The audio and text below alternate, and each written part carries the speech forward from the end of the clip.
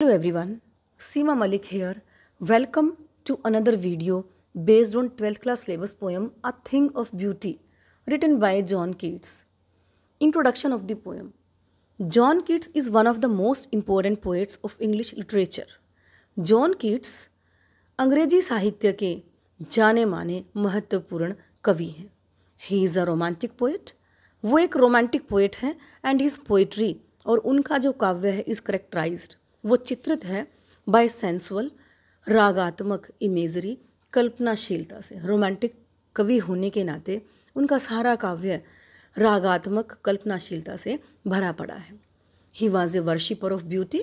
वो वर्शिपर हैं, पुजारी हैं ब्यूटी, सौंदर्य की. एंड कंटेंडेड, और वो संतुष्ट थे टू गिव इट, दे करके इसको एक्सप्रेशन, व्याख्यान इन द पोइट्री, अपने काव्य में सौंदर्य को व्याख्या दे के वो बहुत संतुष्टि महसूस करते थे क्योंकि वो सुंदरता के पुजारी थे. John Keats wrote sonnets. John Keats ने सोनेट्स लिखी हैं जो 14 लाइन की पोएम होती है. ओड्स, संबोध गीत लिखे हैं, एंड एपिक्स और महाकाव्य लिखे हैं. All his greatest poetry was written in the single year. उनका जितना भी महान कविताएं हैं वो एक ही मात्र साल में लिखी गई हैं, 1819 में, जिनमें से मुख्यतः थी Lamia, the Eve of Saint Agnes, the great odes. इसके अलावा उन्होंने महान ओड्स, संबोध गीत लिखे हैं. Ode on indolence, ode on a Grecian urn, ode to Psyche, ode to Nightingale, ode on melancholy, and ode to autumn. इसके अलावा and the 2 unfinished versions, 2 unfinished अधूरे वर्जन, संस्करण भी लिखे हैं ऑफ एन एपिक, एक महाकाव्य के, ऑन हाइपेरियन. हाइपेरियन नामक महाकाव्य के उन्होंने 2 संस्करण लिखे, लेकिन वो दोनों ही अधूरे रह गए. इसका कारण क्या था? John Keats died of tuberculosis in Rome, क्योंकि जॉन कीट्स की मृत्यु हो गई थी रोम में 1821 में, at very early age of 25. बहुत छोटी उम्र में, जब वो मात्र 25 साल के थे. तो मात्र 25 साल की उम्र में 1821 में देहांत होने की वजह से हाइपेरियन नामक महाकाव्य के दोनों संस्करण उनके अधूरे रह गए. दिस पोएम, ये जो पोएम 12th क्लास के सिलेबस में है, a thing of beauty, is an extract, ये एक पार्ट है, हिस्सा है from Keats poem Endymion. Keats की कविता एंडीमियन से. अ पोएटिक रोमांस, एक पोएटिक रोमांस है, बेस्ड, जो आधारित है ऑन ग्रीक मिथोलॉजी, ग्रीक यूनानी मिथोलॉजी, पौराणिक कथाओं पे, यानी पौराणिक कथाएं जो यूनान की हैं उनके ऊपर आधारित एंडीमियन नामक पोएटिक रोमांस से कविता ली गई है. This poem is about a shepherd. ये एक चरवाहे के बारे में है एंड पोएट, कवि के बारे में है, नेम्ड एंडीमियन, जिसका नाम एंडीमियन है. लिव्ड ऑन माउंट लेटमस, वो पर्वत लेटमस पर रहता है. हैड अ विज़न, उसे एक विज़न हो जाता है, उसको एक दृष्टिकोण आ जाता है सिंथिया का, द मून गॉडेस, जो चांद की देवी है, सौंदर्य की मूर्ति है. तो सिंथिया चांद की देवी, सौंदर्य की मूर्ति का उसे आभास हो जाता है और वो उस मोह में पड़ जाता है. The enchanted youth, enchanted Mohit, youth युवा, एंडीमियन रिजॉल्व, वो दृढ़ निश्चय कर लेता है टू सिक, कि ढूंढ के लाएगा हर उसको. आउट एंड सो वांडर्ड, और इसीलिए वो वांडर्ड, घूमता है, भटकता है. अवे थ्रू द फॉरेस्ट, जंगलों में से, एंड डाउन अंडर द सी, और समुद्र से, यानी सिंथिया को ढूंढने के लिए वो दृढ़ निश्चय कर लेता है और उसको ढूंढने के लिए वो समुद्रों में, जंगलों में खाक छानता फिरता है. द पोएट बिलीव्स दैट, कवि का मानना है कि अ थिंग ऑफ ब्यूटी, कि जो सौंदर्य की चीज़ है, is a joy for ever, वो हमें हमेशा खुशियाँ देती हैं, and has a lasting effect on us, और हमारे ऊपर उसका कभी न लास्टिंग, कभी न ख़त्म होने वाला इफेक्ट, प्रभाव पड़ता है ऑन अस, हम पे. यानी सौंदर्य की चीज़ हमेशा खुशी देने वाली होती है और कभी ना ख़त्म होने वाला प्रभाव इंसान के ऊपर छोड़ती हैं. Summary and explanation of the poem. Stanza wise, line to line explanation. A thing of beauty is a joy forever. Its loveliness increase. It will never pass into nothingness, but will keep a bower quite for us, and a sleep full of sweet dreams and health and quiet breathing. In first stanza, पहले पहरा में poet says, कवि कहता है, that a thing of beauty, कि जो सौंदर्य से भरी हुई चीज़ होती है, गिव्स अस, वो हमें देती है Joy for ever, permanent Joy, यानी हमेशा के लिए हमें परमानेंट खुशियाँ देता है। That last for ever, permanent Joy क्या होता है? जो लास्ट चलता है फॉर एवर, आखिर तक। तो सौंदर्य की चीज़ हमें हमेशा के लिए खुशियाँ देती है। इट्स लवलीनेस इंक्रीजेस, इसका सौंदर्य बढ़ता जाता है। It will never pass into nothingness, और ये नेवर पासिस, ये कभी भी नहीं गुजरती है नथिंगनेस, शून्य में, यानी सौंदर्य की चीज़ें कभी शून्यता के उससे नहीं गुजरती हैं, क्योंकि इट्स लवलीनेस ग्रोज, इसका सौंदर्य इंक्रीज ग्रोज बढ़ता जाता है with the passing of time, जैसे जैसे समय गुजरता है। But will keep a bower quiet for us and a sleep, it will keep a pleasant, bower क्या होता है? खुशनुमा, शेडी प्लेस, छायादार जगह। तो ये क्या करती है? इट विल कीप, ये हमें देती है ए बावर, अ शेडी प्लेस, एक छायादार जगह जो कि हमें प्लेजेंट, खुशनुमा रखती है। क्वाइट फॉर अस, वो हमारे लिए शांति प्रिय होता है। हेयर यहाँ पर a bower quiet signifies a pleasant peaceful shelter under the shade of trees, ये क्या बताता है? ये एक प्लेजेंट, खुशियों से भरा हुआ, पीसफुल, शांति से भरा हुआ शेल्टर, आश्रय स्थल, under the shades of trees, पेड़ों की छाया के नीचे। द पीसफुल शेडी शेल्टर, और जो ये हमें बावर शेल्टर देता है, आश्रय देता है, ये किससे भरा हुआ होता है? फुल ऑफ स्वीट ड्रीम्स, ये हमें बहुत साउंड स्लीप देता है, बहुत गहरी नींद देता है, जो कि स्वीट ड्रीम्स, मीठे सपनों से भरी होती है। हेल्थ, अच्छा स्वास्थ्य हम प्राप्त करते हैं। एंड क्वाइट ब्रीदिंग, और ये हमें सुखद सांस का अनुभूति देता है, आभास करवाता है। Stanza 2, therefore on every morrow are we wreathing a flowery band a bind us to the earth, spite of despondence, of the inhuman dearth, of noble natures, of the gloomy days, of all the unhealthy and over-darkened ways made for our searching. In the second stanza, the poet says, दूसरे पहरे में कवि कहता है that on every, प्रत्येक morrow, morning, सुबह, are we rethink, rethink मैंने क्या होता है? प्रिपेयर करना, तैयार करना। आर वी रीथिंग, हम प्रिपेयर, तैयार कर रहे होते हैं। ए फ्लावरी बैंड, एक फूलों से, फूलों का हार। अ बाइंड अस टू अर्थ, जो हमें पृथ्वी से बांध के रखता है, यानी कि every morning we are surrounded by the beautiful things, प्रत्येक सुबह हम सराउंडेड, अपने आप को घिरा पाते हैं ब्यूटीफुल थिंग्स, सुंदरता से भरी हुई चीज़ों से, लाइक ए गार्लैंड, जिस तरह से एक गार्लैंड, हार होता है फ्लावर्स, फूलों का, विच बाइंड्स अस, जो कि हमें बांधता है, टू द अर्थ, पृथ्वी से। ये सौंदर्य है जो हमें पृथ्वी से बांध के रखता है, एंड द वर्ल्ड, और पूरी दुनिया से। Keats says that life is full of despondence, निराशा, ग्लूम, अंधकार, सोरो, तकलीफ, कि हमारा जो जीवन है ये डेस्पोडेंसी, निराशा से, अंधकार से, दुखों से भरा हुआ है। There is dearth of noble man, dearth, कमी है, नोबल मैन, सभ्य व्यक्तियों की, एंड ह्यूमन वैल्यूज़, और मानवीय मूल्यों की, यानी आज इंसान के अंदर इंसानियतता और मानवीय मूल्यों की कमी पाई जाती है, ऐसा कवि कहते हैं। There is disease and darkness in life, अगर हमारा जीवन देखा जाए तो उसमें डिजीज़, बीमारियां ही बीमारियां हैं, डार्कनेस, अंधेरा ही अंधेरा है। Their problem and troubles of life create a feeling of hatred, और जो ये समस्याएं हैं, मुश्किलें हैं लाइफ, जीवन की, क्रिएट, वो उत्पन्न करती हैं अ फीलिंग ऑफ हेटर्ड, एक भावना जो हेटर्ड, नफरत से भरी होती है। एंड इन ह्यूमैनिटी, और अमानवता, इन अस ऑल, हम सब में, फॉर द वर्ल्ड, पूरी दुनिया के लिए। तो जो हमारे अंदर निराशा है, मानवीय मूल्यों की कमी है, जो सभ्यता की हमारे अंदर कमी आती जा रही है, मानवीय मूल्यों की गिरावट आती जा रही है, इन अंधकार भरे दिनों की वजह से हमें नफरत आती जा रही है, और हम पूरी दुनिया के लिए मानवता को खोते जा रहे हैं। लेकिन फिर भी, spite of despondence of in human dearth and noble natures of the gloomy days, इन सब के बावजूद भी जो निराशा है, मानवीय मूल्यों की कमी है, अंधकार भरे दिन हैं, या अनहेल्दी डार्कन वेज हैं, अस्वस्थ है, अंधेरों से भरे रास्ते हैं, फिर भी made for our searching. In spite of this gloom, इस अंधकार के बावजूद, there is A ray of hope, एक रे, उम्मीद होती है, होप, उम्मीद होती है, रे, किरण, विच लाइज, जो विद्यमान रहती है in the objects of beauty, objects चीज़ों में, ब्यूटी सौंदर्य की, यानी जो रे ऑफ होप है, रे किरण है होप उम्मीद की, ये हमेशा हमें कहाँ मिलती है? ये हमें सौंदर्य के ऑब्जेक्ट्स में मिलती है, चीज़ों में मिलती है। The objects of beauty remove, जो ये सुंदरता की चीज़ें होती हैं रिमूव हटा देती हैं द ग्लूम अंधकार फ्रॉम आवर लाइव्स, हमारे जीवन से।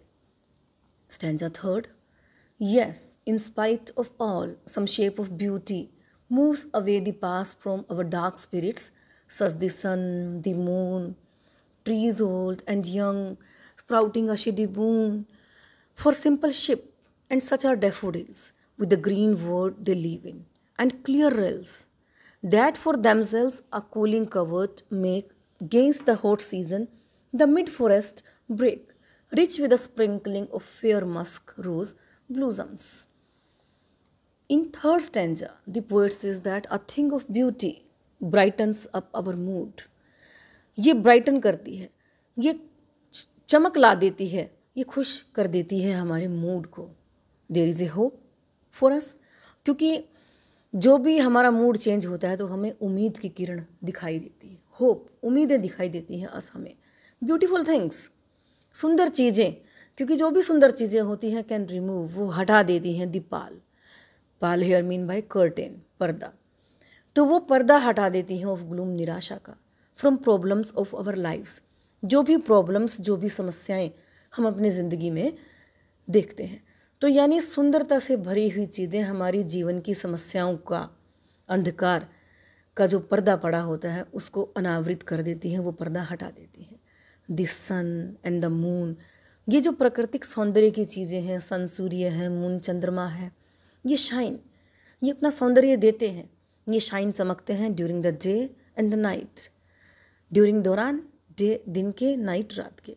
तो ये जो सौंदर्य से भरी हुई चीज़ें हैं ये हमें बहुत सुखद अनुभूति देती हैं, सूरज के रूप में, चांद के रूप में, जो पूरा दिन रात अपनी रोशनी से हमें अवतरित करते रहते हैं। The old and the young trees, पुराने पेड़, यंग नए पेड़ प्रोवाइड, देते हैं हमें शेड, छाया, टू द सिंपल शिप, इंसान के अलावा भेड़ों को भी, यानी एनिमल्स को भी इन पेड़ों के नीचे छाया मिलती है। Daffodils spread beauty and charm in the green world, और जो डेफोडिल हैं, नरगिस के फूल हैं पीले, ये स्प्रेड फैलाते हैं ब्यूटी, सौंदर्य, चार्म, आकर्षण इन द ग्रीन वर्ल्ड, इस हरे भरे संसार में। Small reverse of clear water, छोटी छोटी नदियाँ जो क्लियर वाटर, साफ पानी से भरी होती हैं, फ्लो, बहती हैं in the middle of the forest, जंगल के बीच में से, and bring a cool effect, और वो लेके आती हैं कूल, बिल्कुल ठंडा ठंडा इफेक्ट, प्रभाव इन द हॉट सीजन, गर्मी के सीज़न में, मौसम में, यानी गर्मी के मौसम में जब हम झुलस रहे होते हैं तो ये छोटी छोटी नदियाँ जो इनमें से साफ़ सुथरा ठंडा पानी बह रहा होता है जंगल के बीच में, ये बहुत अच्छा प्रभाव, बहुत ठंडा प्रभाव हमें देती हैं। The sprinkling of blooming Musk roses makes it all more beautiful, sprinkling जो बिखरी होती है, ब्लूमिंग, खिलते हुए, मस्क रोजेस, गुलाबों की खुशबू, make it all more beautiful, इससे ये सौंदर्य और भी बढ़ जाता है। Stanza fourth, and such too is the grandeur of the dooms we have imagined for the mighty dead, all lovely tales that we have heard और read, and endless fountain of immortal drink pouring unto us from the heavens brink. In fourth stanza, the poet says that there is a grandeur, शान, grandeur का मतलब क्या होता है? शान, शौकत, शोभा, in the deaths, मृत्यु में, ऑफ द माइटी, जो ये पावरफुल डेड, मरे हुए लोग होते हैं, यानी जो पावरफुल ताकतवर लोग जब मृत्यु को प्राप्त होते हैं तो इनके मरने में भी एक शान होती है, शौकत होती है। इसका कारण क्या है? Such people did great things in their lives, क्योंकि ऐसे जो लोग हैं वो डिड करते हैं ग्रेट थिंग्स, महान चीज़ें, इन देयर लाइव्स, अपने जीवन में। क्योंकि ये जो शक्तिशाली लोग होते हैं ये अपने जीवन में इतने अच्छे काम करके जाते हैं कि उनके मरने में भी उनकी शान शौकत दिखाई देती है। देयर क्रिएशंस, जो उन्होंने रचनाएं रची होती हैं, जो उन्होंने किया होता है दुनिया के लिए, are the source of the joy, वो ज़रिया बनती हैं जॉय, खुशियों का, फॉर द वर्ल्ड, दुनिया के लिए। यानी ताकतवर लोगों की तो मृत्यु में भी एक शान होती है, क्योंकि वो दुनिया के लिए इतना कुछ करके गए होते हैं कि उनके जो कार्यकलाप हैं, जो उनकी रचनाएं हैं, वो पूरी दुनिया में खुशियाँ फैलाती हैं। दिस इज़ देयर ग्रैंड्योर, यही उनकी शोभा है, यही उनकी शान शौकत है। There are many interesting stories, बहुत ऐसी रोचक कहानियाँ हैं दैट वी हैव हर्ड, जो हमने हर्ड सुनी है या रेड पढ़ी है अबाउट माइटी पीपल, ऐसे पावरफुल लोगों के बारे में। वी आर सिंपली अट्रैक्टेड, हम बिल्कुल सिंपली आकर्षित हो जाते हैं by the beauty of their deeds, जो उनके डीड्स, उनके कार्य होते हैं, उनके सौंदर्य से हम प्रभावित हुए बिना नहीं रह पाते। But the objects of nature prove more enchanting than these stories. लेकिन अगर हम ऑब्जेक्ट्स, चीज़ों की बात करें, नेचर, प्रकृति के, वो साबित होती हैं मोर एनचांटिंग, ज़्यादा मन को मोहने वाली, ज़्यादा आकर्षित करने वाली देन दीज स्टोरीज, इन कहानियों से भी ज़्यादा, ये राजा महाराजाओं की कहानियों से भी ज़्यादा अगर हम देखें तो प्रकृति की जो चीज़ें हैं वो ज़्यादा मन को मोहने वाली होती हैं। The source of the beauty of the nature, क्योंकि जो जरिया होता है नेचर, प्रकृति का, ब्यूटी, सौंदर्य का, इज़ अ हेवनली फाउंटेन, वो एक स्वर्ग से आने वाला फाउंटेन, झरना होता है। It gives us endless Joy, और जो ये स्वर्ग से झरना आता है ये हमें एंडलेस जॉय देता है, कभी न ख़त्म होने वाली खुशियाँ देता है। Our earth has endless fountain of nectar, हमारी जो पृथ्वी है उस पर कभी न ख़त्म होने वाले फाउंटेन, झरने पाए जाते हैं, नेक्टर, अमृत के, ड्रिंक ऑफ गॉड्स, देवताओं का पेय पदार्थ। तो अमृत इन झरनों से निकलता है, और ये जो अमृत है ये कभी ख़त्म होने वाला नहीं है। The nectar of Joy continues, जो ये अमृत है जॉय, खुशियों का, कॉन्टिन्यूज, जारी रहता है। टू पोर, हम पर उड़ेला जाना, फ्रॉम दी हेवन, स्वर्ग से, इनटू अवर हार्ट्स, हमारे दिलों में, एंड प्रोवाइड्स अस, और हमें ये देता है एंडलेस हैप्पीनेस, कभी न ख़त्म होने वाली खुशियाँ एंड जॉय। यानी स्वर्ग से जो अमृत रूपी झरना बहता है प्रकृति रूपी सौंदर्य के रूप में, ये इतनी खुशियाँ हमारे हृदय में भर देता है कि वो खुशियाँ कभी ख़त्म नहीं होती। Poetic devices, allegory, Allegory is an composition in which the characters, places and events have symbolic significance. Allegory एक ऐसी पोएटिक डिवाइस है जिसमें ऐसे करेक्टर्स को या ऐसे स्थान को यूज किया जाता है जिनकी एक सिंबॉलिक, प्रतीकात्मक सिग्निफिकेंस है, महत्व है। Endymion stands for the poet as man, जैसे कि इसमें एंडीमियन का जो प्रयोग किया गया वो एक व्यक्ति के रूप में भी और एक कवि के रूप में भी किया गया है। Cynthia stands for ideal beauty, और सिंथिया एक स्त्री न होकर वो एक आदर्श सौंदर्य की प्रतिमूर्ति के रूप में उसे प्रयोग किया है। Rhyme scheme, the poem is written in on run on couplets, इसको रन ऑन कपलेट्स में यूज़ किया गया है, जारी रहने वाले कपलेट्स में, पैराग्राफ्स में। एलिट्रेशन, एलिट्रेशन पुनरावृत्ति, कंसोनेंट साउंड्स की। नोबल नेचर्स, नोबल का एन और नेचर्स का एन, ये पुनरावृत्ति है कंसोनेंट एन की। कूलिंग कवर्ट, कूलिंग में सी, कवर्ट में सी, ये पुनरावृत्ति है सी कंसोनेंट की। Band to bind, band to bind में बी कंसोनेंट की पुनरावृत्ति है।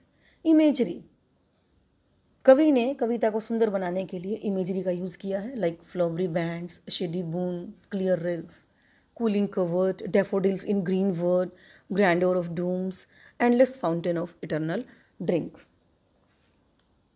वर्ड मीनिंग, बावर, झुरमुट, मोरो, मॉर्निंग, सुबह, रिथिंग, बनाना, डेस्पोडेंस, निराशा, स्प्राउटिंग, उत्पन्न होना, ग्लूमी, निराश, कवर्ट, आश्रय, रिल, छोटी नदी, ब्रेक, झाड़ियाँ, ग्रैंड्योर, शान, डूम, मृत्यु, ब्रिंक, किनारा। Pause down the video and note down the stanzas for comprehension.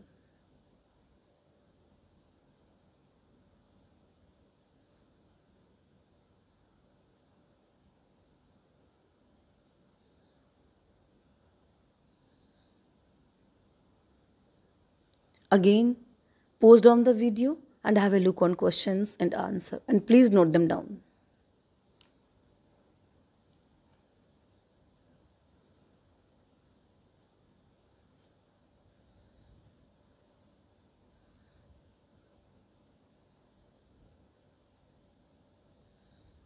Thanks all for watching the video. Stay tuned.